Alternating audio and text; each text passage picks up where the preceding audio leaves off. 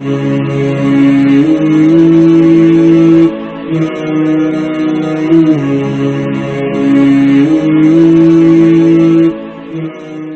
بھائی کلکتہ سے سوال پوچھتے ہیں، ہم نے یہ سنا ہے کہ عالم کا سونا 1000 عبادت گزار کی عبادت سے بھی افضل ہے، تو عالم کا سونا اتنا بڑا ثواب کیوں رکھتا ہے؟ بھائی بس مسئلہ یہ ہے، سوال یہ مجھے سمجھ میں آ رہا ہے جو یہ پوچھ رہا ہے کہ عالم کا سونا ثواب کیوں ہے، یہ ہے نا۔ بعض روایتوں کے اندر آتا ہے کہ 1000 عبادت گزار عبادت کرتے رہے اور عالم صرف سوتا رہے، تو یہ عبادت گزار جو ہیں اس عالم کی سونے کے برابر بھی نہیں ہے۔ وجہ کیا ہے؟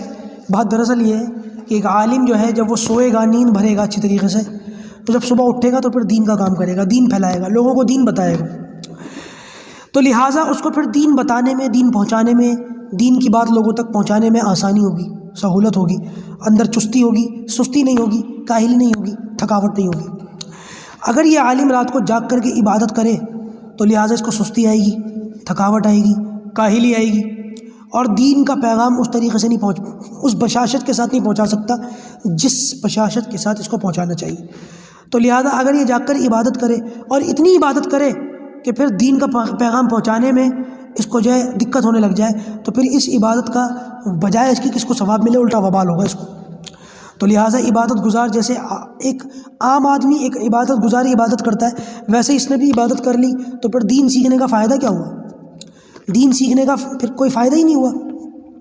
بعض جگہ تو علماء نے یہاں تک لکھا کہ ایک عام آدمی، نارمل آدمی، عام عبادت گزار گرمی کے موسم میں جیب سے پیسہ خرچ کر کے ٹھنڈا پانی جو ہے کڑی دھوپ کے اندر جو ہے لے کر کے کھڑا ہو جائے اور راستے میں گزرنے والوں کو پانی پلائے، بڑا ثواب ملے گا اسے۔ لیکن ایک عالم شخص یہ کام کرے، سخت دھوپ کے اندر جیب سے پیسہ خرچ کر کے بھری دوپہری میں پیاسوں کو پانی پلائے، تو اس کو ثواب نہیں ملے گا، گناہ ملے گا، کیونکہ خدمت کا یہ راستہ تو ایک عام آدمی بھی اختیار کر سکتا تھا۔ اگر تو نے بھی ایک عام آدمی کی طرح لوگوں کی خدمت کرنی شروع کر دی تو علم دین کو سیکھا، یہ تو علم دین کی توہین ہو گئی۔ تو علم دین سیکھنے کے بعد پھر اس کا حق یہ ہے کہ لوگوں کو پہنچائے، لوگوں کو بتائے، اور اس علم دین کو پہنچانے اور بتانے میں جتنی اس کو سہولیات میسر آ سکتی ہے ان سب کو اختیار کرے۔ یہی وجہ ہے کہ علماء کو خوب رچاؤ، علماء کو خوب جو ہے نوازو، تاکہ جب تم ان کی دنیا کے لیے کافی ہو جاؤ گے تو پھر یہ تمہاری آخرت کے لیے کافی ہو جائیں گے، یہ تمہارے دین کے لیے کافی ہو جائیں گے۔ لہٰذا یہی وجہ ہے کہ 1000 عبادت گزاروں کی عبادت سے اس کا سونا بہتر ہے۔ کتنی بڑی چیز ہے۔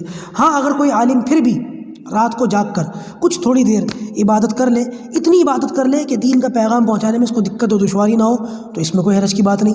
لیکن اگر یہ سوتا رہے تو پھر بھی اس کا سونا بہتر ہے، کیونکہ اللہ کے رسول کا فرمان ہے۔